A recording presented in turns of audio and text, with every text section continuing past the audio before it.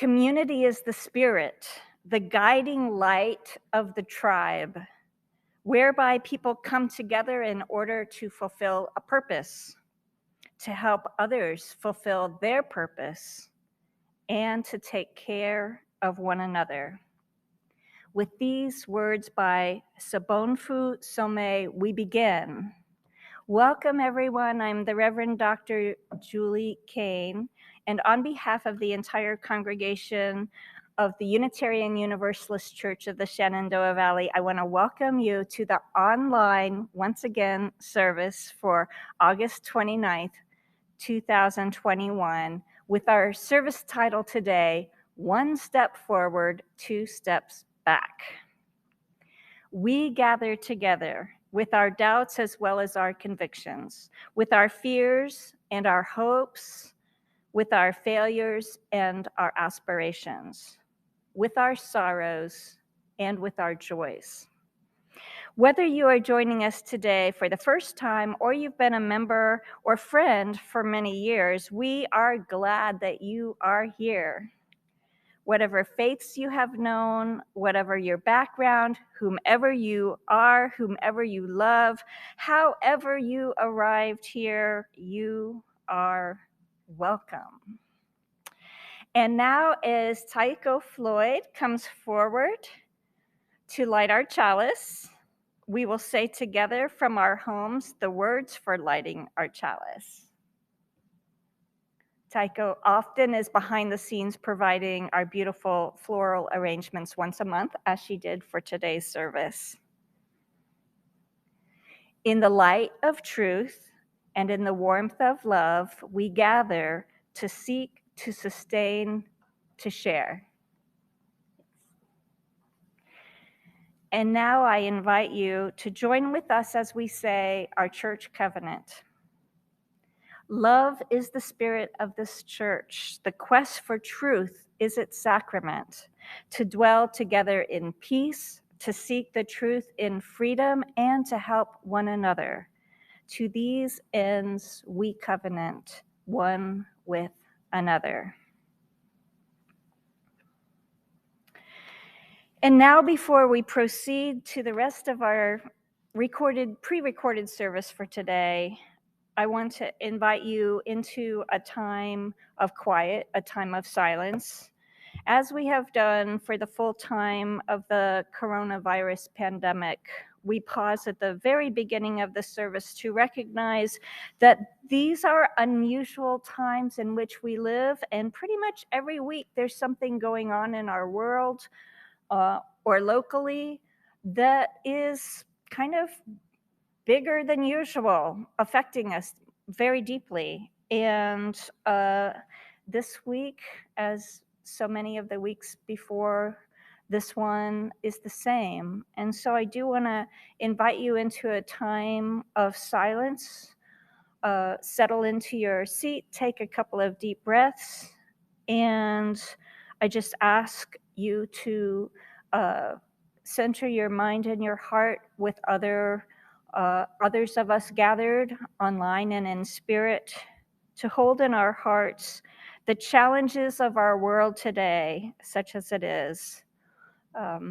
Not only do we have the COVID-19 virus, but of course now the new Delta variant that is impacting really all of the United States and other parts of the world as well. This week we're also very aware of the transition that's happening in Afghanistan with the withdrawal of American troops. And even though it's been on the horizon for some time now that it's upon us, it's a difficult thing to watch and to feel compassion for the impact that it's having on the Afghani people and others as well. So we want to hold that in our hearts. And of course, recently there was the earthquake in Haiti that is another setback for a nation already struggling. And I don't want to make light of the transition of the withdrawal of troops from Afghanistan. We, of course, do need to name and understand a continued risk there of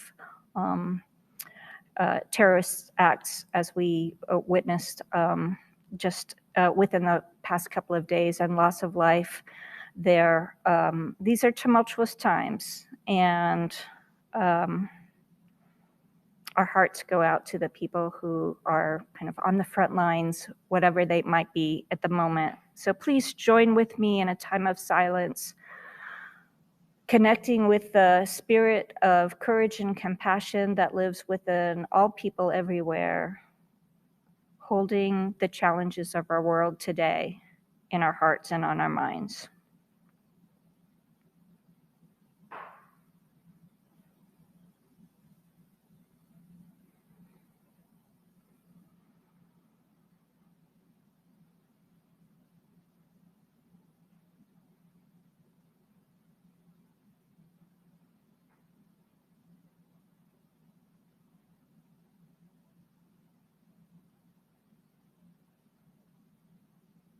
May we have the strength and courage to face the coming days with as much compassion and creativity as we can find to help each other make the world a better place for us all. Amen. And so now, preparing for our usual time of sharing joys and concerns, which we were enjoying so much, being able to do that once again in person in our own beautiful sanctuary space, I just do want to pause for a moment because I know each of you watching do have your own joys and concerns, your joys and sorrows that you are holding in your hearts today. And so I want to make a space for you to bring those forward into this gathered space that we create together online, and to just speak some brief meditation words to create a virtual space to hold them. Spirit of community in which we share and find strength and common purpose, we turn our minds and hearts to one another. Anyone who is seeking love and support, we want to draw them into our circle of love and concern.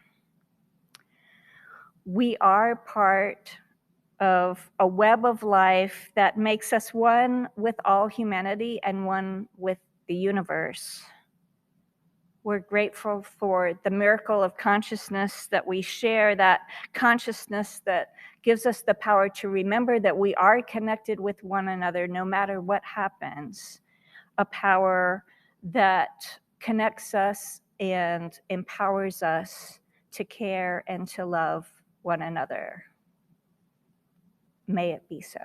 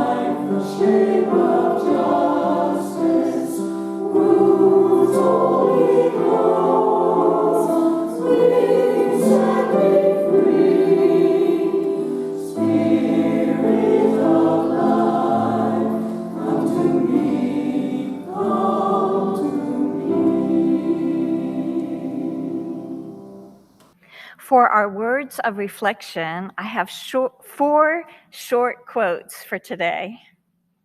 The first one: the dogmas of the quiet past are inadequate to the stormy present. The occasion is piled high with difficulty, and we must rise to the occasion. As our case is new, so we must think anew and act anew. These are the words of Abraham Lincoln in his annual message to Congress from December 1st, 1862. The second quote, "Few will have the greatness to bend history itself, but each of us can work to change a small portion of events, and in the total of all those acts will be written the history of this generation." Those are the words of Robert F. Kennedy. The third quote by Marcus Aurelius, "The universe is transformation. Our life is what our thoughts make it." And the fourth short quote by the neuroscientist John C. Lilly, "Our only security is our ability to change." I have to admit that when I selected the title for today's service a few weeks ago, the title "One Step Forward, Two Steps Back," I had not foreseen that we would have to be closing the doors of the church building once again due to the coronavirus. What I wrote then for our church newsletter was this: instead of being able to move forward, we have had to take a couple of steps back. The post-pandemic reopening of church and other public activities is not as safe as we had optimistically hoped a few weeks ago. I continued by writing, "It looks like we need to continue to modify our plans according to the current information at hand." The long-awaited withdrawal of American troops from Afghanistan is another mixed advance setback, especially as we anticipate the 20th anniversary of 9/11 in just a few days. I end the service description with this question: how do we best take care of ourselves and each other in these topsy-turvy times? Excellent question.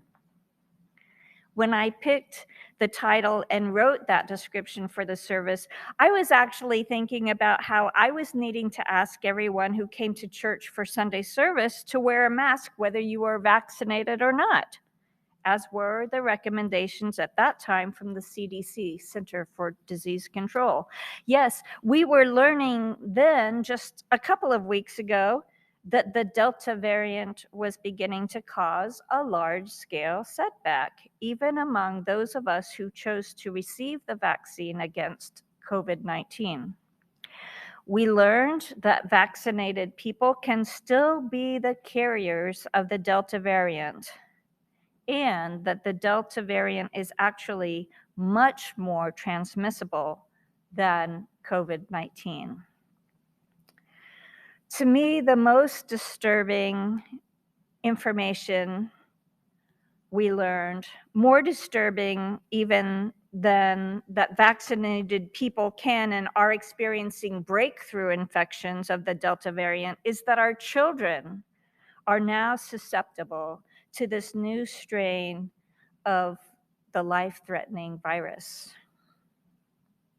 Not only is that information disturbing in and of itself, the fact that the availability of vaccines for children is running behind the availability of vaccines for adults, and that is suddenly much more relevant than it was in past months. As if this isn't enough to just stop you in your tracks and get you down, we have some other things going on that simply don't help our current state of affairs. Schools have reopened. I feel very mixed about this myself. As a parent, I understand how important it is for our kids to have opportunities for in-person learning and socialization. I also understand, having been a single parent for many years, how important it is to the economic livelihood of working families that parents are also able to re-enter the workplace. But I have to just say that the way it's happening right now is really troubling me. We have a new virus that affects children. Whether they are wearing masks or not, the proximity of many children and adults together put them all at risk for the Delta variant. And if it wasn't concerning enough, the other big factor in my mind on how we are taking 2 steps back in addressing the global pandemic is that there is a substantial portion of the American public who are basically refusing to mask or vaccinate on the principle of individual rights and on suspicion of the government and of science.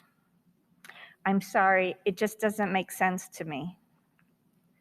I'm all for individual rights. Hey, I'm a liberal, but the idea that someone's individual rights trumps the health and safety of the general public, the health and safety of the communities in which we live, the health and safety of the very own extended families in which we live, it's simply beyond my understanding.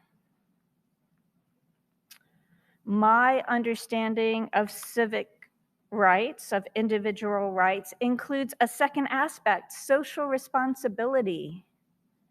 As citizens, we have rights and responsibilities. We protect the interests and well-being of individuals, but not at the expense and well-being of the community and society at large.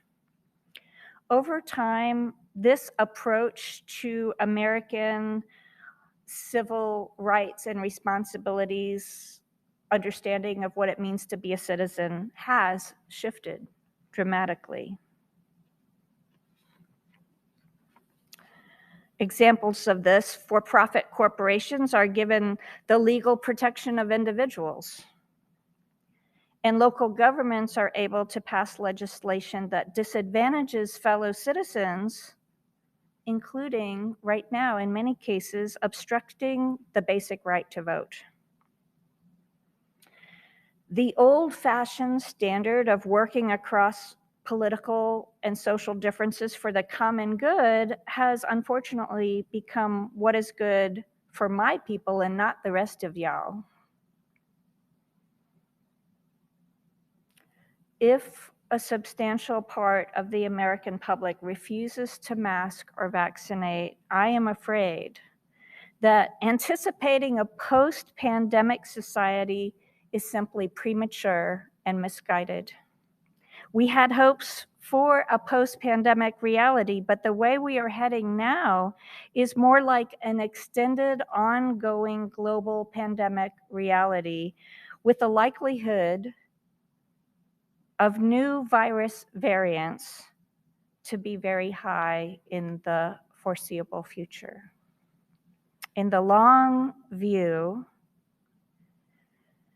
nature and our capacity for human resilience will have to work it out, yet to be seen. As a human family on a precious planet, hopefully we will adapt and survive this rapidly changing environment in which we are all trying to live together.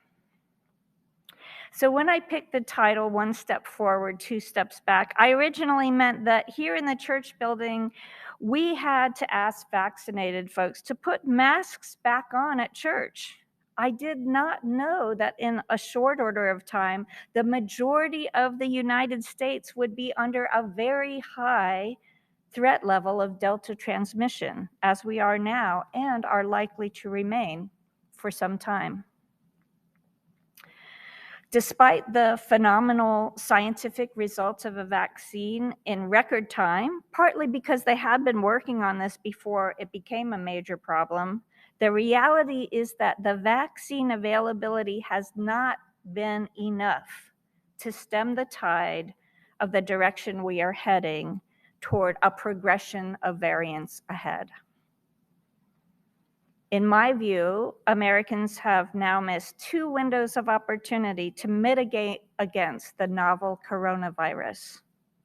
First, in not taking the threat seriously beginning in January of 2020, and now second, not embracing the simple mass precautions of masking and vaccinating that would decrease our overall public health risks that affect everyone. So yes, I am bummed out about this, truly. It's a difficult and sad state of affairs and not likely to get that much better anytime soon.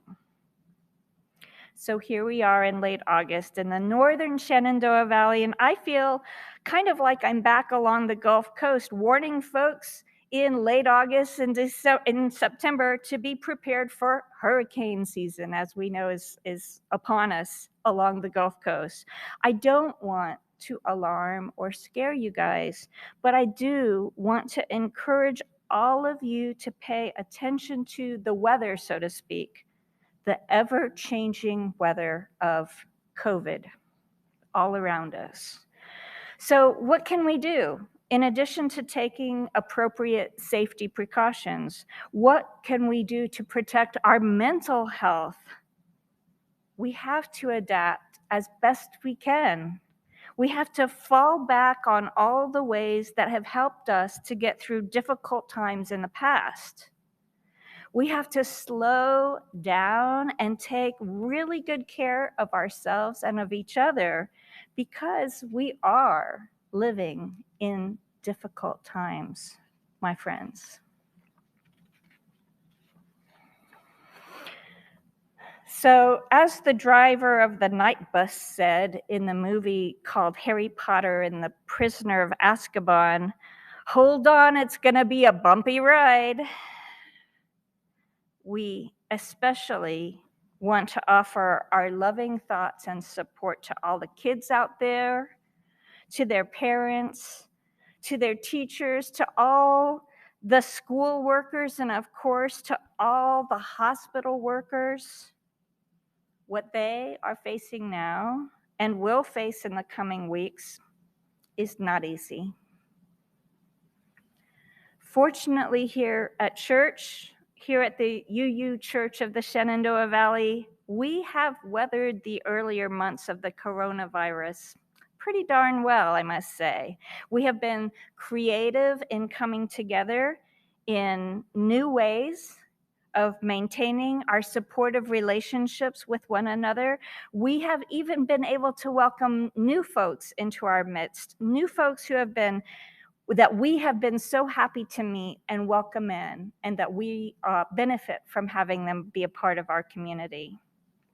So in the coming weeks and perhaps months, as we continue to adapt to changing conditions, we can help each other with creative, innovative, and optimistic thinking, and with our mutual emotional, spiritual support. We need each other more than we know. And we are connected even when we're not physically together.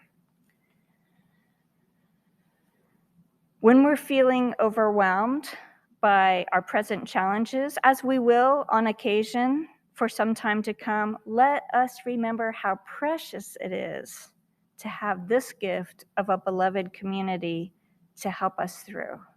Many people are needing and looking for that now. They have not had a community, and it's important for us to be open and welcome more at this difficult time. Blessed be, and may it be so.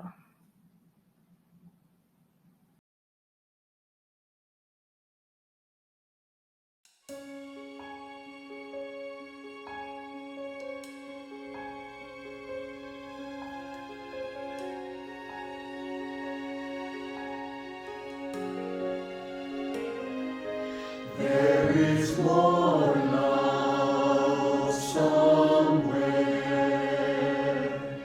There is more love somewhere.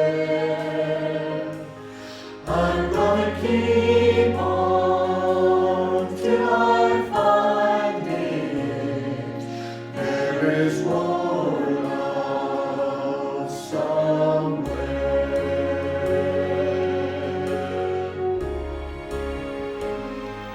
There is more hope somewhere. There is more hope somewhere. I'm gonna keep on till I find it. There is more hope somewhere.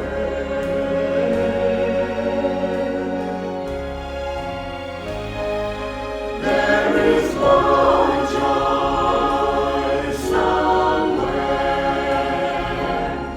There is more joy somewhere.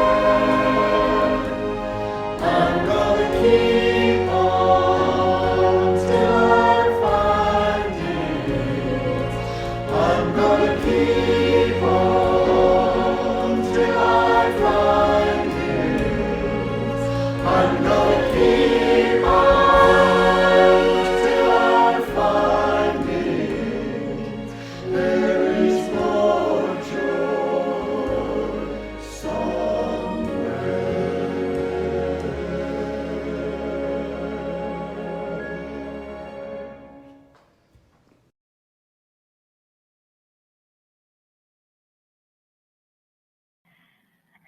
And so now, as Tycho Floyd returns to extinguish our chalice flame, let us say together from our homes the words for extinguishing our chalice. We extinguish this flame, but not the light of truth, the warmth of our community, or the fire of our commitments. These we carry in our hearts until we meet again, in person and online. The purpose of the church is to encourage all who gather to grow, more generous in spirit and in action. We hope you will consider making an offering after today's service through our webpage, uushenandoah.org. This allows us to exercise the generosity of spirit for this self-supporting church and its many ministries to continue while we're not able to be physically together once again. We also invite you to join our church community at noon for our virtual post-service gathering for the sharing of joys and concerns, followed by coffee hour conversations in smaller breakout groups. The Zoom link is found in your UUCSV email, and we do want to thank you for joining us today. And we would have made a big deal about this if we had been able to be in person this Sunday, but I don't want the moment to pass us by to just give a big shout out to the organizers and all of the volunteers and those who donated and supported our amazing Route 11 yard crawl, yard sale. Once again, even though it was, we missed it last year, 2 years worth of stuff. They raised $5,500, which is an awesome amount. And it's thanks to the organizers, first year for Gina and John O'Connor, working with, of course, Barbara and Jim Peters. They make excellent team leaders. But of course, it took a lot of people, a lot of days and hard work and great donations, great support. So thank you so much for turning out and making that a very successful church event for us. We also look forward to still having, hopefully, an art exhibit of members' artwork in the near future. We'll probably have to do it differently since we won't be having regular Sunday services, but we're trying to get creative and think out of the box so that we can still still have community events that bring people together and connect people through music and through art, and of course through our services and through our important noon Zoom connecting time. So thanks again for being with us today.